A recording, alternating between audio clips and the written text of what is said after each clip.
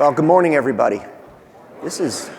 I give a lot of presentations, and I've never really come from like the back of the stage like this. It reminded me, I was saying earlier, like I saw some documentary on Tony Robbins, and like, I don't know if any of you saw it, but like before like he goes out on the stage, he jumps on this trampoline thing he has, like, and I was like, maybe I should do a few burpees before I go running out here or something. But this was great. So it's really an honor to be here. And I do a lot of presentations. I've probably done 20 presentations for companies in the last year around resiliency and wellness, and they've all been webinars, right, with no one in the room. And so it's so great to be back on a stage and have real people to look out upon, and it'll be great to get into some questions and answers and hopefully have some dialogue later. And I'm particularly excited about this presentation. It's a new presentation that I've put together for all of you, but it really pulls together a number of things that I've been thinking about, working on for a number of years, some of these things even researching. And I will say that my goal for the presentation is that you all have a chance, whether it's during the presentation or maybe later tonight or maybe on your trip back home, wherever you're going back to, or at some point, to maybe set a new intention for your lives, something that you'd like to enhance in your life or change in certain ways, and that maybe you kind of have a related goal and even come up with a step. That might happen in the midst of this presentation. I think we all have some pens and paper at the table, so if you have some thoughts, you might want to jot it down. But I really would think this is a successful presentation. Again, if you'd come away with one thing that you'd like to change and work on, and hopefully this talk will give you some tools to be able to do that and be more successful. I thought I would kind of put this agenda up here because as I was pulling all this together, I realized, well, there's a fair amount of content here, and I had this kind of reflection that this is a bit like a breakfast buffet, okay? You don't have to eat everything on the table or everything at the buffet. All of you are going to be coming at this presentation, hearing this presentation from your own perspective with, your own challenges, your own opportunities, your own stories and narratives that you have, and some of you may be in the midst of making changes in your lives in various ways. We all are in certain ways, and again, take what is most relevant and what resonates most with you. But I will say that, again, if ultimately the goal is to move forward and help you to move forward in ways that enhance your lives, we have to spend some time talking about emotions and stress. And so we're going to talk a fair amount about burnout and stress and emotional radars, something called the ABCs of emotions. And then we're going to look more broadly at well-being and the spectrum of well-being, and ultimately then whittle down into mindfulness because it's a key component. And then this whole concept of intentional action and how do we achieve goals, how do we explore the potential inside of ourselves. And then I'm going to end with just briefly talking a little bit about the science of habit. That's sort of a whole separate presentation that I give, but so much of what defines really our lives, our experience of life, our health and well-being is dictated by what ultimately comes down to the habits that we have, many of which are really, subconscious. We don't even realize we do them, but they're kind of our habits, our routines. Again, sort of thinking about this presentation and how did I end up on this stage, sort of 24 years, I guess, into a career. It really started for me in many ways with my background in martial arts, and I'm the guy on the left, in case you couldn't tell. And God knows I couldn't do that now, but that was me, I think at 19, because I think I'm a first degree black belt there, and I started when I was 16. I think it took me about 3 years initially. And the reason I'm showing this slide is it certainly influenced me in different ways. I think, as you heard in the intro, I've focused a lot on what's called integrative medicine and functional medicine. So on one level, that's, looking at things like acupuncture and where's the evidence for that, or other things. The functional medicine is a lot of more nutritional biochemistry and how do we influence inflammatory pathways and really use the science, the applied science of lifestyle to help influence health and well-being. And certainly that martial arts background led to some of that interest, not only in lifestyle, but things that come from other healing cultures and traditions. And that was kind of the story that I told up until maybe 10 or 12 years ago when I was maybe introducing and talking about why I was interested in doing what I do and how my career had shaped out. And I think I came to realize, like I said, maybe only 10 or 12 years ago, through some self-reflection, that really the connection was more about exploring potential. And that was really what was driving me both in my life as well as the way my career had shaped up and the way it was shaping up. And so when I look at a picture like that, you know, that's nice, and I guess if I could do that now for all of you, you might be a little impressed, but it's not exactly a marketable skill unless I'm gonna go work for Cirque du Soleil or something like that. So what was the point? And I came to realize again later in life that the point for me anyways was what did it take to get there? You know, how much hard work, determination, you know, could I reach a point where I could jump, you know, 6 feet in the air and do a kick like that? And again, we all have different potentials inside of ourselves. You know, at this point, 40 years later or whatever it is, you know, I have a metal hip now. I'm not going to be doing those side kicks, and you know, I'm not going to be climbing Mount Kilimanjaro. But what is the potential for me, and how good can I feel physically, mentally, spiritually? And I think that continues to still drive me personally as well as professionally. I mean, it relates to this concept of what I sometimes refer to as our health and vitality span, right? I mean, we all want to live long lives, but we want to live lives that are full of vigor, and we want to feel vital and throughout our lifespan, you know, and kind of feel as good as we can feel, and then maybe whatever the last day is, kind of just dive in there at the end, right? And so how do we do that? How do we really maintain, again, and optimize our vitality throughout our lives? And what do our lives look like during this journey, right? I mean, it comes down to that. What do they typically look like, right? So, you know, very often, what are we doing? You know, we're not taking time for lunch or working through lunch. We're stressed out. We're not getting enough sleep. You know, maybe we're with family or loved ones, but we're not really with them. You know, we're distracted. We're looking at our cell phones or, you know, checking emails, doing things like that. And very often, we're not taking the time to eat healthfully, maybe get enough exercise in, do those other things around self-care that we know we need to do. And then, of course, there's work. And with work, you know, easy to feel overwhelmed, and things just seem like they're piling up. And of course, when that really begins to take its toll, we begin to feel burnt out, right? And we all feel that at certain times. We all kind of know what that is. World Health Organization talks about it as kind of workplace stress that is chronic, that isn't really being managed successfully.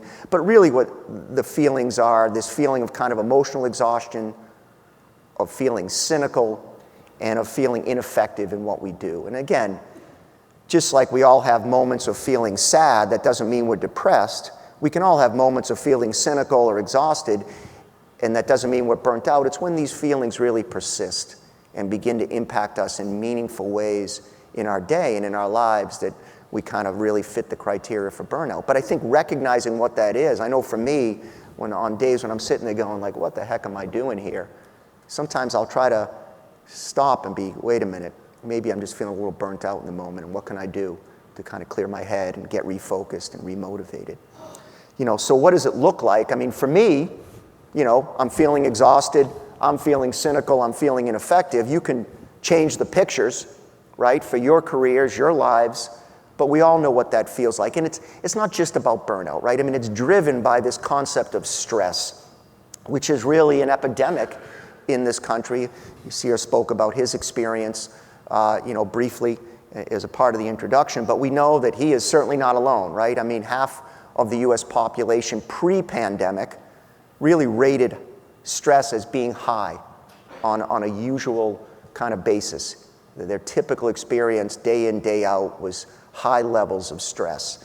And we know that the pandemic has only made that worse, right? We know that stress, anxiety, and depression, real mental illness, is clearly on the rise. And I think, you know, this is not a talk about that, about mental illness per se, but I think it's important for us all to recognize that there are points where we clearly need to get professional help. Very often, people like us are fortunate to work at companies that I'm sure have EAPs and other resources through HR. And so, you know, again, whether it's you or whether it's a colleague or or family member or friend, I mean, I think it's important that we do recognize when burnout and stress and anxiety is really tipping over to a place where we need professional help and that we seek that help. But by and large, when we think about stress in general, there are those extremes, but it's a continuum. We exist on a continuum, right? We have good days and bad days, good moments and bad moments, and stress is the same way. And it's important to recognize that stress itself is not the culprit. It's not the bad thing, right? I mean, giving a presentation like this on some level is stressful. I could get rid of that stress. I could have just said, I can't do it. When Beth was kind enough to call and say, could you come present? I could say, nah, that's going to be too stressful for me, so I'm not going to do it. But I love doing this. This is my life's work. So, what does stress do in that case? Well, it made sure that I spent a lot of time preparing for this presentation. I did a practice run with some colleagues. I even did this for my kids Christmas morning or whatever it was afterwards. I got 5 kids. I'll show you a picture of them in a little bit. I'm like, you guys, come listen. So I had to leave my phone in the back. That's the problem with 5 kids. When I got all these good luck, Dad, good luck, Dad. And I'm like, it's like this group chat thing. So I was like, I better leave that in the back. It was going to be vibrating constantly. But, it's easy for us to tip into this area where we're going from what is peak performance, those things that I did was to get me to hopefully give a presentation all you are going to love today, to this place where it's really too much. And of course, too little stress, maybe I wouldn't have done what I needed to prepare. We want to try to exist in this zone, but why do we always get here? What is it that drives us there? Well, there's a number of things. We have beliefs about the world. Sometimes the positive psychologists refer to these as iceberg beliefs, these big beliefs that we have about ourselves, our place in the world. These are often influenced perhaps by genetics, certainly by our upbringing, by people that we were exposed to, circumstances that we were exposed to. In a room like this, I'm sure that success is an iceberg belief for many of you. It's something that drives you. And of course, we know what the outward signs of success look like. What we often don't see is what's underneath the surface, right? We know about the dedication, the hard work, maybe the good habits, but what about the bad habits? What about the disappointment, the sacrifice, the failures? And what about the angst that we might feel if we're driven to be successful? Maybe we're struggling with feelings of unworthiness. Again, many of these things stem from our upbringing. Or, maybe I'm the only one in the room who's a recovering perfectionist, right? Who struggles with this concept of excellence versus perfection, and how does that drive us? And again, in many times in good ways, right? These are things that got all of us in this room today, right? Without being driven to be successful, without some thoughts around perfectionism, excellence, certainly trying to strive for excellence, none of us would probably be in this room. But it's a double-edged sword, and it can tip us over. And when that tipping over often looks like excessive, what is referred to as mind wandering. So what is that?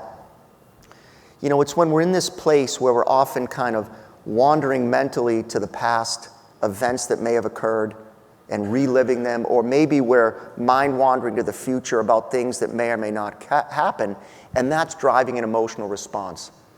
Now, very often, not always, but very often, if we're mind wandering to the past, maybe that we're reliving some confrontation, some conversation you had with your brother or sister or someone else. And that often can lead to feelings of anger. That's often the more predominant emotion, although you can feel all kinds of things, guilt, sadness, whatever. And then very often, if we're mind wandering to the future, and you catch yourself doing that, often there's anxiety, right? Yesterday, not that I did this, but what if I fail? What if I fall off the stage? That kind of thing. Well, okay, that's kind of unlikely to happen. And, you can challenge these thoughts, and we're going to talk about that. But this concept of mind wandering, not being present, is really, really critical. And it creates a lot of undue suffering for people. And it's a natural human thing to do. We all do it, but it's also something that we can learn to control. It relates to our emotions, of course, and this concept of what are called emotional radars. So we have these emotional radars. We're constantly scanning our environment for threats, okay? Now, that's really an evolutionary development, and we've evolved to do that. And quite frankly, we've evolved to default to an assumption that something we hear or something that's going on is potentially negative. So what do I mean by that? If we or you were the proverbial, let's say, cave person, wandering through the jungle thousands of years ago, or whatever it might be, millennia ago, and you heard a rustling in the bushes, and you thought butterfly as opposed to saber-toothed tiger, you are a lot less likely to put your genetic material into the next generation, right? So, we have defaulted to be able to do that, right? The problem is that the rustling of the bushes now is the text message, the email, the look that someone might give you when you're walking in the hallway, whatever it might be. And so this default to the negative, let's say, or to the risk in our emotional radars really often now is not as beneficial as it once was, and can cause, again, a lot of undue suffering. So that really, again, emphasizes this point, that it's not necessarily about getting rid of the events that are stressful. Now, sometimes it is, right? I mean, sometimes you're just not in the right relationship, not in the right job, or whatever, and it's time to look for a change. But more commonly, it really is about our perspective, right? The view that we take and the way that we are reacting, okay, rather than perhaps responding to the events that are triggering us in our environment. So let's spend some time talking about that. Okay, so these are all up here, different emotions. All right, we'll do this as a little bit of a quiz, at least for the first one. So what do we think? We'll do it on this side now. What do we think this one might be? Anger. So let's see. So anger. Okay. So let's imagine a scenario. Let's say, and you can personalize this for your scenario. So let's say that let's say you call home because you're going to get stuck at the office, and you're going to have to work late, and you're going to have to miss, the event that you had told your spouse or your loved one that you would attend. And so you call and say, look, I'm sorry, I've been working a lot, I know, but I'm not going to make it for the event. And your spouse responds by saying, you know what? You're a workaholic. You don't care about me. You don't care about this relationship, or you don't care about our family, right? And think about how you might respond, okay? So one response might be anger, right? So in that case, if you were feeling anger, and by the way, we all tend to have a response that's more dominant. And again, if you take some time, maybe you're pretty aware of it, but if not, if you take some time to think about how do I typically respond to things, you can realize that, again, you're maybe more predominantly an anger person versus maybe an anxiety person. Of course, we all feel all these emotions, and there can be a mix, but we all tend to have one that tends to be a little more dominant in the way that we respond to situations. So let's say in this case, we respond with anger. There's something behind that. There is a thought behind that reaction. So we have the event, the phone call. We have the experience of the anger, okay? But there's a thought. Now, in this case, it could be something akin to, well, I deserve more support. But behind that thought is a principle, right? Now, in the case of something like anger and I deserve more support, the principle may be worded something like violation of rights. So if you are someone who tends to be, when you get triggered, default more to anger, you are someone who violation of rights as a principle is just sort of really embedded in you and particularly important. And again, there's no judgment here. It's just something to be aware of, right? That violation of rights is, and if you start to recognize that and you look at situations that are triggering you, you can kind of say, I see, I thought my rights were being violated here. And again, that term may or may not resonate with you, but it's things like the phone call that we've described. How else might you respond? What do you think this one is? We'll just do one more as a quiz here. Well, it was meant to be anxiety. So it's hard, right? Now, interestingly, it may be hard to recognize. Sometimes, like, anger is kind of obvious, but it's easier to recognize in ourselves, right? I mean, we know, if we stop for a minute, we know what anger feels like. We know what anxiety feels like. We know what sadness feels like. And again, we can often feel a mix of these emotions. But with anxiety, what's often a thought in this case? Well, my work or my relationship will suffer. Okay, Yeah, I've been working a lot, but what am I supposed to do? I mean, we're in the middle of a really tough quarter, and I've really got to do this. And, you know, if I don't work as much, that's going to suffer. But if I don't start spending more time at home, you know, my relationship will suffer.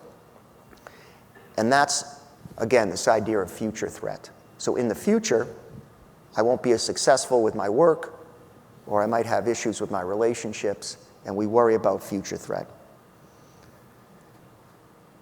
Next one is frustration. Maybe you just feel frustrated. Frustration is there's nothing I can do, right? I mean, I've got to get this work done. I mean, I know I need to be with my family. There's nothing I can do. And so it's really feeling like you have a lack of resources. You're stuck. Maybe you'd feel sadness. And again, I think often a mix of emotions, as I've said, but maybe sadness would be the predominant one for you. There it's, I thought our relationship was better than this. So really there's a sense of loss. You know, there's something I thought I had, this strong relationship, and I guess I don't. Maybe you'd feel guilt. Now, interestingly, here's one for you to think about too. It's not unusual for a predominantly angry person to get in relationship with a predominantly guilt person. There's a balancing there that's interesting. Now, with guilt, it may be in this case, I've let my spouse or my loved one down, I've let my family down, and it's a violation of others' rights, which is probably where the balance comes between guilt and angry people. I'm sure many of you are like, yeah. Now you're thinking about like your spouse or something going, yeah, they are that. And, well, so, right. You call them later. You know, maybe you'd feel embarrassment, all right? What's behind embarrassment? Well, they can see I can't manage, all right? You know, the gig's up, loss of standing. And maybe the one I think can be most, in some ways, potentially destructive is shame. You know, maybe you'd feel a sense of shame. Because with shame, you know, maybe the thought would be a good person could do it all. You know, I should be able to do it all. And there it's failing to meet your own standards. So there's a lot of self-judgment, right? And that self-judgment can be very, very destructive for people. So the intention with this was not to depress you all, right, at the end. Thanks a lot. Okay, folks, good night. Right, yeah, they're pulling the vodka out from underneath. And, no, but there is something we can do about it, right? And so another way to think about it is through this idea of the ABCs. Let's try to simplify this a little bit. So often there is this activating event or a trigger, right?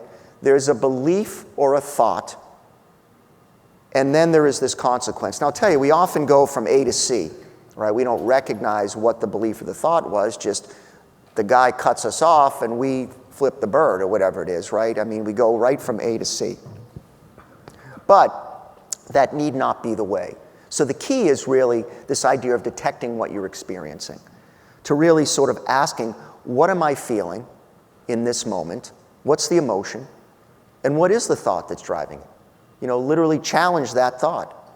And very often, you know, you might come up with a new way of actually responding. So, you know, in the case of the example I gave you, spouse complains about work, you know, maybe you reacted with, I deserve more support, and that led to anger. Maybe you felt, I'm letting my family down, my wife down, my husband down, whatever, and that led to guilt. What we want, ideally, is to not react, and we can all imagine what the reactions might be, and we've all been there, you know, from hanging the phone up to whatever it might be.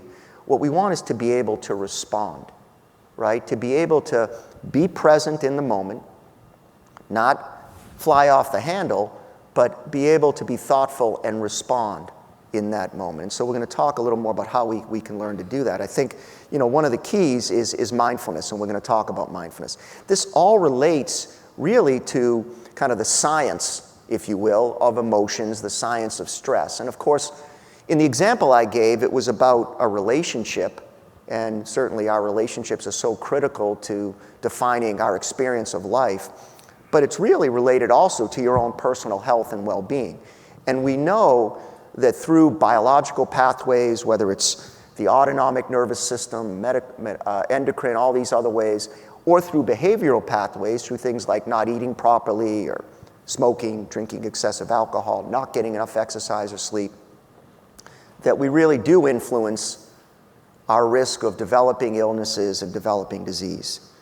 Now,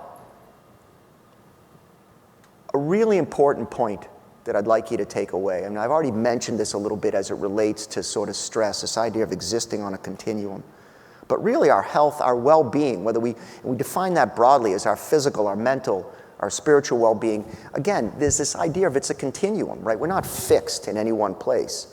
You know, we have moments where we might feel better than others. But when we think about this illness-wellness continuum, what I want you to realize is what a lot of people do is, you know, they're kind of here. You know, they're sort of neutral in this kind of comfort zone. So they're not having any symptoms, even though they're not really eating right maybe, or exercising, and you know, maybe they're not really managing stress, but they feel like they've kind of got it under control.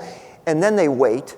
They wait till they start getting symptoms or they get into this part of the continuum where disease is starting to develop, and then we run out and get help, right? Because now we need to do something. Like we wait till the car breaks, and then we go get the oil changed, and of course by then we've got to spend a lot more money on it because all kinds of things have broken, right?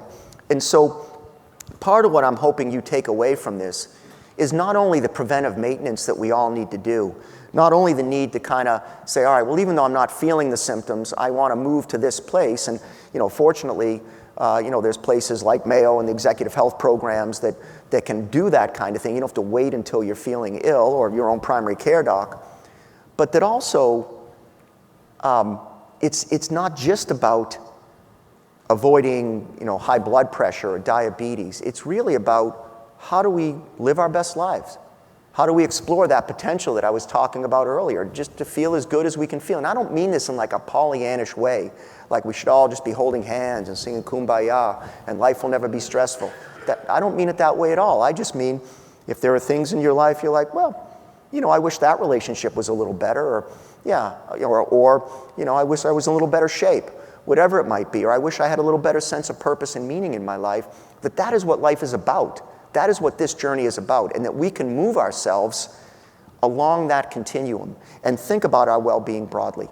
And we just often don't, and we often don't do what we need to even for our basic health. And that goes to us physicians as well. You would think, well, you know, doctors know what they should be doing to take care of themselves, right? But if you look at the statistics on physicians, we don't. We don't eat right, we don't sleep right, we don't exercise enough, we're sleep deprived, you know, all kinds of things. And we're burnt out just like everyone else. And, you know, this is the everyone else data, right? Don't eat right on most days. Most Americans don't get enough physical activity, don't get enough sleep. By the time you're 40, you're very likely to have one or more chronic diseases. And the a large percentage of Americans, up to 50%, and this has only gotten worse with the pandemic, you know, feel alone and loneliness. So, okay, so what can we do with all that, about all this? So that was kind of the intro, okay? That was the intro. So where do we go with all this? Well, we need to stop. We need to reflect on our lives, take a moment to do it. And again, this may happen for you while you're sitting here, it may have already happened for you, or you can set some intentional time, you know. Maybe on that plane ride, I'm going to sit there with a little book, a piece of paper, a journal, whatever, whenever it is. Maybe later tonight in the hotel room, and just think about your life. If you're not able to do it now, I'm going to give you an opportunity to do it now.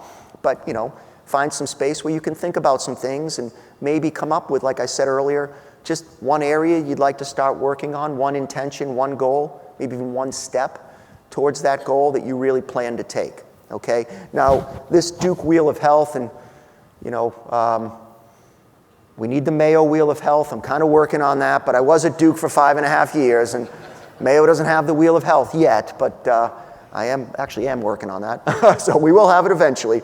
But this Wheel of Health is something we use in health coaching, and it is a way to sort of reflect on the various aspects of your life that influence your well-being broadly. And so, and of course, you're in the center, and then this idea of mindful awareness. So let me just kind of briefly go through each one and give you a chance to think about it. So again, is it movement, exercise, and rest that you want to focus on first, right? And you might say, well, there's all kinds of it. It's every area. Okay, but where do you want to start, right? We can't start everywhere. So, you know, what's an area you might want to focus on first? This is a great time. It's, you know, right after the new year. And, you know, are there things here? I'll tell you, and don't like boo me off the stage, like when I did this, like I am way into exercising, and one of my realizations a little while back is I was probably over-exercising, a little bit too much. And so, I needed to get more rest. And started wearing, I can't show you, I got this Whoop thing under here. I got my Oura ring, I got my Whoop, to measure my recovery time now and just kind of better track that. But towards that end, I really started focusing on sleep, making sure I was getting enough rest, enough hydration in between working out, things like that. Yeah. For many people, particularly this time of year, maybe it's nutrition. And again, we don't need to set a goal of being perfect, right? But is there even one change you want to make in your nutrition? When I first started focusing on my nutrition, because when I was younger, I was doing all that martial arts, we used just to eat whatever we wanted to. And then when you stop working out 5 hours a day, you can't go to the diner at midnight and get the lumper special with the pancakes and the eggs. You learn that pretty quickly. But I remember, I used to drink my coffee. I'm from Boston, so I drink my Dunkin' Donuts coffee with cream and 3 sugars, which is regular for some reason in Boston. That's like a regular coffee. Still haven't been able to figure that out, but it's another story. So I started by cutting back to 2 sugars, and then I learned to drink it without sugar, and then I said, I'll do it with Splenda, and then they found out Splenda's not good for you, right? But I learned, ultimately I learned to drink my coffee black, actually, just because I kind of worked through it. But I wasn't like, okay, I'm drinking my coffee with cream and 3 sugars, let's go straight to black and kind of choke it down. So we think about the small steps we can take. Maybe it's professional development. Maybe there's something there you want to focus on. Maybe it's your physical environment. We often don't think about that. I know sometimes for me, if I'm just feeling like, all right, a little bit in that moment of the burnout that we were talking about and stressed, I'll just say, let me just kind of clean my desk up, just kind of organize things a little bit. I just find it kind of settles me. But looking at that physical environment and where you live, where you work, and are things you could do there. Maybe it is sense of purpose and meaning. We're living in such an interesting time. Of course, we all see the headlines and we're aware, all the turnover that we're seeing in jobs, corporate America. And certainly a lot of that is being driven by this issue. In the midst of a pandemic and people really looking at purpose and meaning and what they want out of life. But I think there's also ways to use that to our advantage and kind of remind ourselves of why we do what we do. And what is important and meaningful in the work that we all do. And then ultimately, a little sticky there, sorry, there's also this idea of mind-body connection. Do we feel disconnected from ourselves? And do we need to focus on that and how, how much our mind is influencing our body and vice versa? And maybe there's some work there that needs to be done. Now, sometimes when we think about that, maybe it is the physical ailments that are affecting how we're feeling mentally or vice versa, and we really do need professional care. So sometimes that's the place to begin. I want to get more physically active, but before I do, I need a stress test or, need to get evaluated. Of course, we want to make sure everyone is doing things that are safe, but that's an important piece of it. And then, as I was alluding to earlier, this idea of relationships, communication, loneliness. Do we have the healthy relationships in our lives? Are there relationships that we want to focus on and work on and see if we can enhance, in our professional lives, in our personal lives? Maybe we just need more healthy relationships in our lives. Are we lonely? And again, I already showed you that loneliness is really an epidemic in this country. What I didn't say, and I'm going to say now, is that loneliness is equivalent to smoking 15 cigarettes a day. Now, I can tell you, if you come into Mayo, we're going to ask you if you smoke cigarettes, and it's going to be a little sticky thing on the electronic record that's going to show this little cigarette with a thing. And so even without opening up your whole note, I'm going to be able to see that you're a smoker, because that's how important it is as a risk factor for so many diseases. But do we routinely ask about loneliness? Not usually, no. Yet here it is having the same impact as smoking 15 cigarettes a day when it comes to developing disease, morbidity, and also mortality. And of course, as we kind of walked through the wheel earlier, if you remember, in the center was this concept of mindful awareness, right? You're in the center, but no matter what the intentions are, we need to be able to stay present and present in the moment. But that's also so important to just the way we interact with the world and the people in this world, right? And so that relates to this concept of mindfulness. We hear a lot about mindfulness nowadays. And what I'd like to try to do is kind of debunk it a little bit. So, first of all, mindfulness isn't necessarily relaxing. It isn't necessarily relaxing. It is a tool that many people use to help manage stress, and certainly many people find it relaxing, but not everyone. And we're going to have a chance to, if I got time, I do, we're going to have a chance to try it, those of you who would like to, in a few minutes. It is about learning to be present and aware and present in the moment and not off wherever you might be even right now, right? Maybe one or two of you were checking an email, maybe your mind was wandering, wondering what, your kids were doing, or people at the office, or anything else, right? As opposed to being able to stay present. And we all know what it feels like, right? When someone is present with us, and we know what it feels like when, it kind of seems like the lights are on, but maybe no one's home. So really, when we break it down, you don't have to be a meditator to be mindful. Mindfulness is this non-judgmental, we'll talk about that in a moment, awareness or paying attention to the present moment on purpose. Now, the reason that non-judgmental comes into many of these definitions is because, quite frankly, as we become more mindful, as we become more aware of ourselves, maybe the way that we're reacting and interacting with others, sometimes we don't like what we see, right? And so there is this sometimes what's referred to as the dark side of mindfulness, which is, initially we can get kind of bummed out. Like, wow, I really get angry a lot, or, I do this a lot. And that's not the point. I mean, with insight comes choice, right? When you gain that awareness, then you have an opportunity to change things if that's what you choose to do. So again, are you mindful or are you being mindful, right?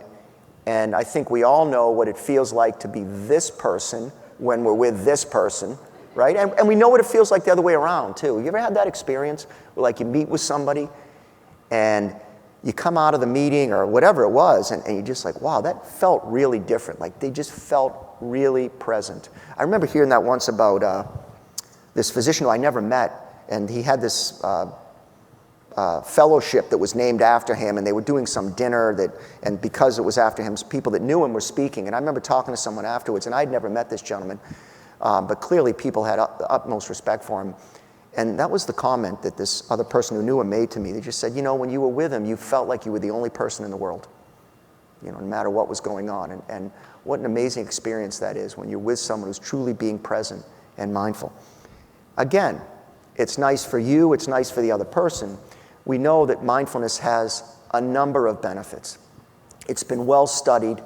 When you look under the category of kind of integrative medicine, which can be things like acupuncture and dietary supplements, massage therapy, and you look at the portfolio of research that's been done, I believe this is still a true statement. Mindfulness certainly was. I believe it's still true that mindfulness is probably the most studied by the National Institutes of Health, okay, under all those different types of integrative modalities. And there are all kinds of health benefits. I'm not going to spend too much time running through them, but from just changing our healthy behaviors to heart disease, to diabetes, to weight management, to pain management.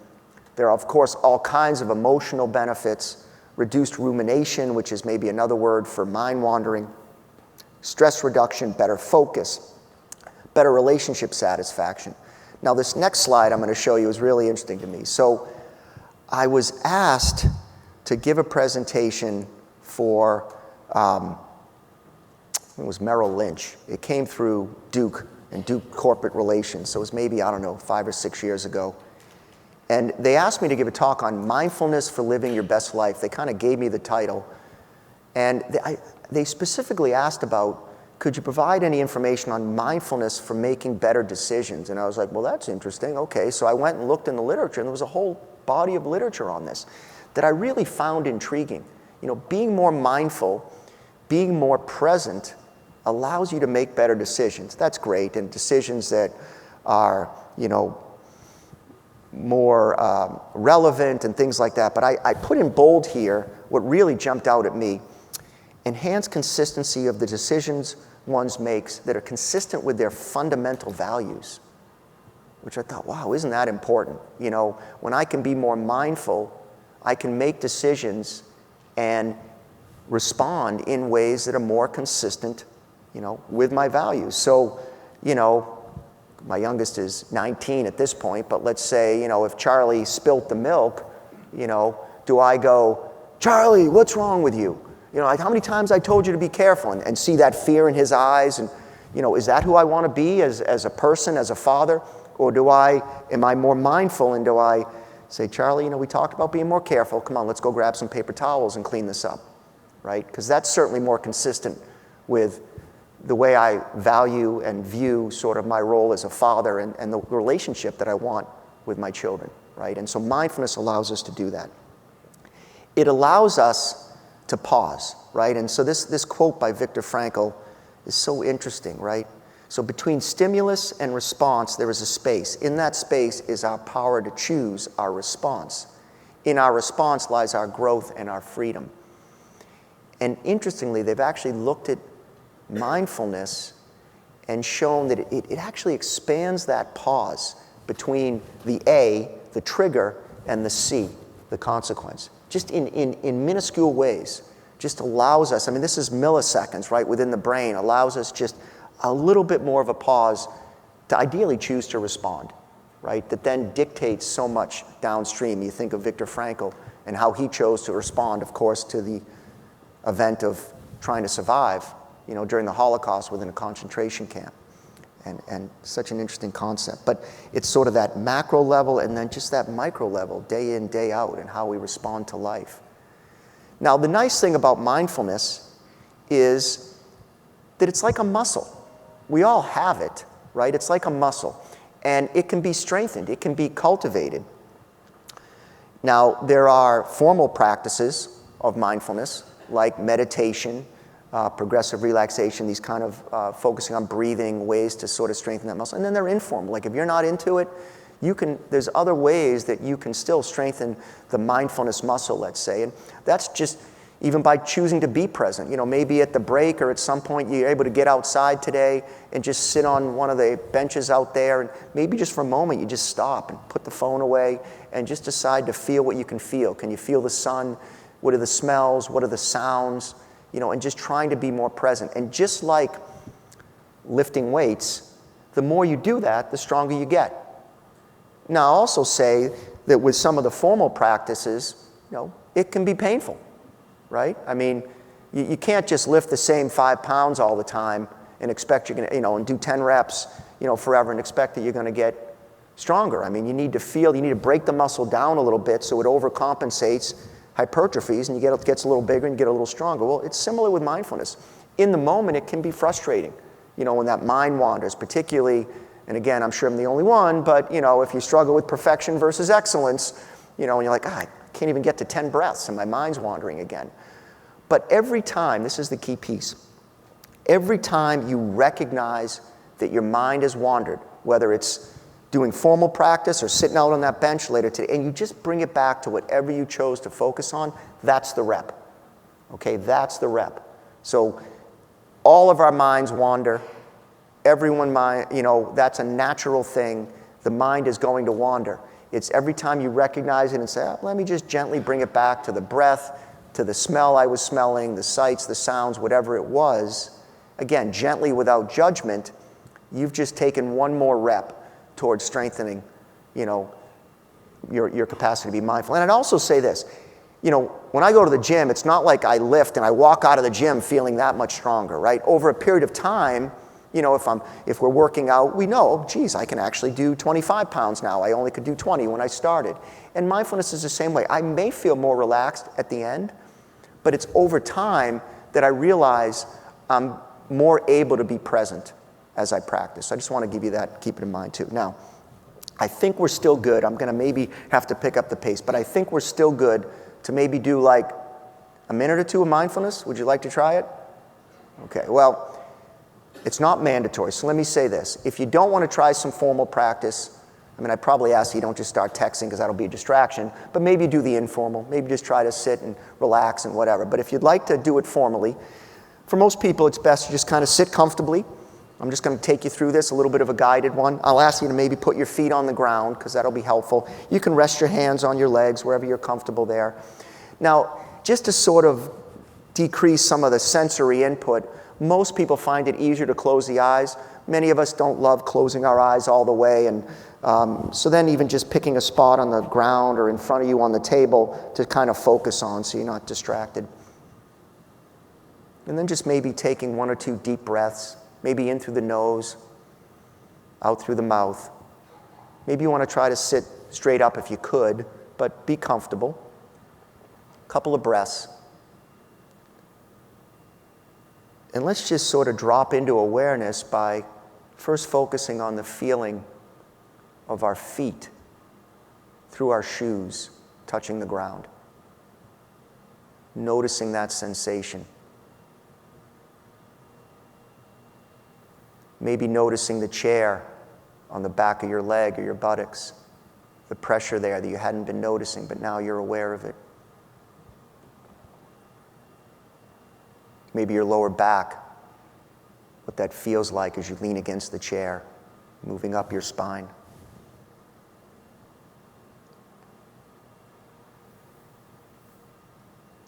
And then because of effects on the autonomic nervous system, the reason it's often helpful to focus on the breath. So let's focus on the breath. Don't need to control it. Just notice it.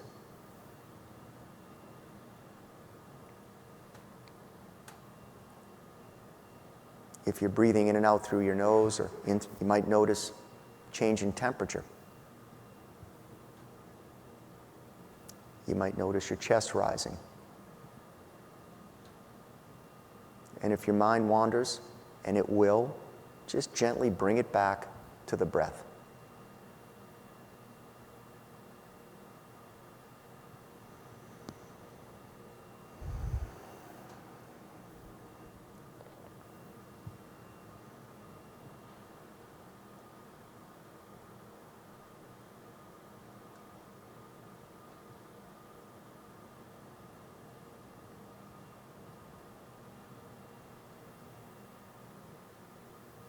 And that's all it takes. So I invite you to bring your attention back to the room. We'll just do a few minutes today because I want to make sure that we have time at the end for some dialogue. But I'm just curious if people are open to sharing. What did you experience? You can shout some things out. We have mics, but you can just for a moment. Anyone feel Ready for a nap?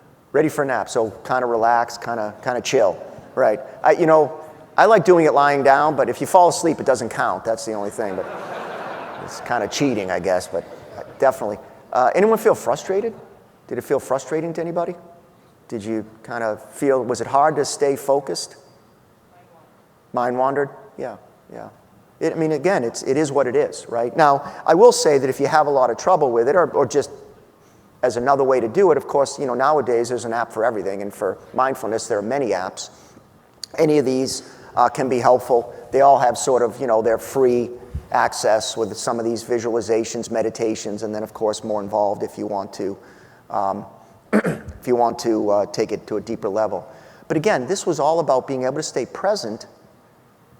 Ultimately, why? Ultimately, so that we can enhance our lives, right? So that we can again live in a way more consistent with our values, so we can stay focused on our intentions, right? And again, move more towards what our best life looks like. And that's a never-ending journey. So what does my best life look like? Well, with my best life, maybe I'm traveling with my 5 children, okay? This trip we took right before I started Mayo, actually 3 years ago today. I don't know if I said that. I wouldn't have probably stayed with my wife for 37 years now, just about anyways, dating anyways, and if we didn't make time for ourselves as well. So here we are out in Napa. We went out there, I was at a conference, and then we did this really cool kind of mud bath thing. It was like volcanic sulfur water was coming. You had to kind of stay on the top of the mud. It got a little hot under there, but this was kind of a little hard to get the mud out of some of the crevices at the end too, I will tell you. Yeah, that was, in fact, I think I still have. Anyways, of course, I'm doing things like this, and I'm seeing patients because that is a big part of what gives my life meaning, and I'm taking care of myself. Although this was like this hanging upside down yoga thing I did at like Miraval or whatever. Do not recommend it. That was actually, I was like, take the picture, and then I was done. So, but it was interesting. But I'm taking care of myself, and in general, I'm eating well. And again, doesn't mean I'm always eating well. New Year's Eve, we had all the kids home and a boyfriend and a girlfriend, so we had 9 in the house, and I did takeout barbecue, and it was great. But, most of the time I try to eat well, I try to exercise regularly, those kind of things. So again, this is really, though, about you. Like, what does your life look like? What does it feel like when you're thriving? What are the things that you're doing or not doing, right? And what areas of your life maybe would you like to continue to try to enhance? And, what is there one area where you want to start today, right? So, the question is, how do we really get there? What do we do? And so in this last few minutes, that's where I want to introduce this concept of intentional action and probably leave us with at least 5 minutes of discussion here at the end. So what is intentional action? So it's really taking a moment to recognize what our vision is, for our best life, and again, aspects of our life. What are some of our values? And related to that, what are some goals that we might want to set? Maybe goals we already have, maybe goals you had coming into this room, but what are some goals? And then using this concept of mindfulness, knowledge, and action to actually be able to move forward and accomplish those goals. So let me give you an example. So here's a more updated photo of my daughter right after she got her hair dyed. And my whole family. This was just the holidays past. So, as I've already said, I have the 5 kids. We dressed up as the Addams family for a thing a few years ago, and I'm showing this picture really to point out Charlie, AKA Pugsley. So just to give you an example of kind of how intentional action works. So this was probably when Charlie was maybe 5 or 6. Again, he's our youngest of 5. I was doing a fair amount of traveling, speaking, and, I wasn't as home as much, and I was busy at work anyways when I wasn't doing those things, and I really was feeling disconnected from the kids. And in particular, as if you have kids, they get around 14 or 15, they don't want to know you for a little window anyways, and they come back. But he was still in that window where he did want to know me and spend time with me. And I was feeling too disconnected, and I was struggling with that, and I wasn't sure what to do. So I had this intention, but I really wasn't sure what to do. And I was listening to the news one day, and there was some story, and just this little idea that, whoever was being interviewed said, this opportunity, when you're in the car with your kids, and they're kind of yapping away, most of us sort of turn the radio up, and yeah, sure. And that's really an opportunity to connect with your family. And so I thought, well, that's interesting, because Charlie, God love him, if he could get a job, he's getting paid by the word, he'll be a rich man. And he, be like, oh, the sky is blue, and, the typical stuff, but really curious about the world. And, rather than turn Pearl Jam up, as I was apt to do while we were driving on, actually in our house we did this thing called the bagel run. So each kid successively would we'd run out on a Saturday or Sunday morning and go get bagels for the whole family. And they'd kind of outgrow that. So he was still in the bagel run phase. So next time we did a bagel run, rather than turn the radio up, I turned it off. And as he started talking, I just really tried to be present and engaged. I tried to be mindful, right? And it really did make a difference. And yeah, I did need to look at my work-life balance, work-life integration, and maybe cut back on some things.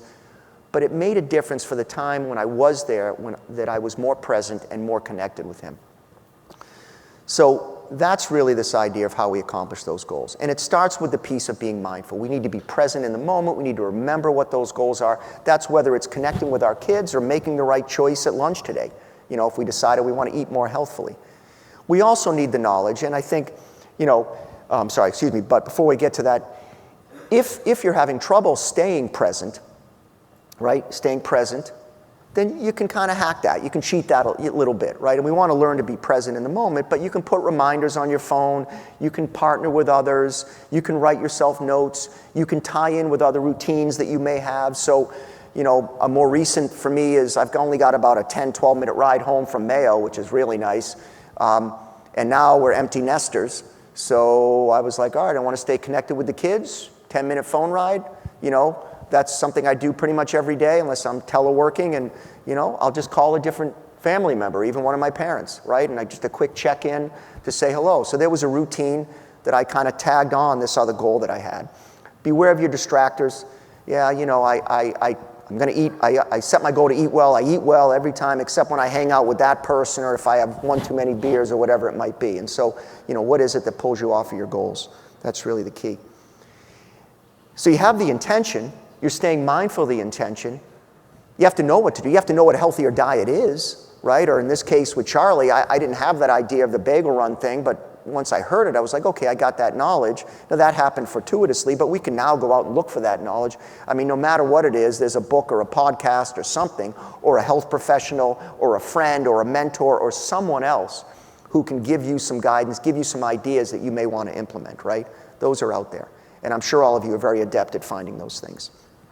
But then we need to act, right? And that's the final stage. And often we know what we want to do, we know how to do it, we have trouble acting consistently. So you'll have to invite me back next year for the whole talk on habits, but I'm going to give you just the quick, brief habit talk. How do we do that, right? How do we stay consistent with those actions? Well, again, that really comes down to how do we develop habits that can stick. So one thing that I've emphasized this whole presentation is it's one step at a time. Don't overcommit, right? If you're not even physically active right now and you want to get more physically fit, the goal shouldn't necessarily be to run in the New York Marathon, right? You know, in a few months or whatever it might be. Maybe your first step is buying some running shoes, you know, and taking it there and building from there. Manage temptation. So this is interesting. There was a study came out a couple of years ago, looked at temptation versus willpower. It turns out that people that seem to have more willpower, really it wasn't the willpower, they had less temptation. So if you're tempted to hit the snooze button, okay, what do you do about that? Is it you need to then adjust your environment to manage the temptation. So if you're someone who hits that snooze button, move the alarm clock across the room. So now you just need to get up and go across the room to actually do it. You've done what the next bullet is, you've added friction. And when we add friction, it just makes it a little more difficult to do those things that are the quote-unquote bad habits. That's actually why they sell cigarettes behind the counter. You ever think about that? You know, well, it must be because they're underage. No, they sell alcohol in the coolers at the gas stations and stuff like that. You bring it to the front and they check your ID. But from a public health perspective, there was a decision made to keep the cigarettes behind the counter. It just added a little more friction to hopefully help people to be able to quit, okay? Find a buddy, a coach, a mentor, become a part of a community. These are all things that could be helpful. And as I said earlier, you know, by and large, there's an app for anything you want to do. I mean, habits, all kinds of different things that you can do to help. And you need to manage self-talk. That little person that sits on the shoulder that says, you deserve an hour more sleep today, or, you know, you worked out hard enough, why don't you skip it today? And again, not that we can't ever get extra sleep or skip a workout now and then, but if we do, we got to get right back on the horse, right? Right back to it. So the final thing that I glazed over here was this idea of habit stacking. I kind of alluded to it, but that's this idea of if there's a habit you want to start to make, can you piggyback it or stack it with something you already do? So let's say you came out of this talk, you're like, yeah, I kind of like that mindfulness stuff. I'm going to download one of those apps and I'm going to try to do 5 minutes of mindfulness a day. Well, maybe you do it before or after you brush your teeth in the morning or at night before you go to bed. Or maybe you literally, if you take a shower at night, that's your habit. Maybe you put the towel on the chair that you're going to meditate on. So you know that, okay, as you go to grab the towel, it reminds you that you're going to do 5 minutes of meditation before you jump in the shower. So just a ways to kind of make it easier to do it. But again, at the end of the day, please remember that it's one step at a time, right? And one small step. There's books on this, one called Mini Habits. The guy started with 1 push-up a day. Now, some days he had 10 in there, right? But he could always do 1, no matter what. And that begins to change the brain. We have this neuroplasticity. And as we can be consistent, then the habits begin to stick. Well, let me end with this. You know, maybe you don't have this perfect vision of what your life's going to look like or what you want it to look like. Maybe you feel it's really great now, and I hope you all do. I feel my life is great now. It doesn't mean there aren't aspects of my life that I want to try to continue to enhance. And we don't have to have this perfect picture. We just need to have a sense of, well, I want to work on relationships, or maybe I need to get in better shape, or maybe I need to work on purpose and meaning. We just need to get a sense of what the direction is. And then we can begin to make choices. So my hope with this talk is that you guys, we, all of us, are standing right here, right? Right here. Every day, in some ways every moment. And we have choices around which path to take.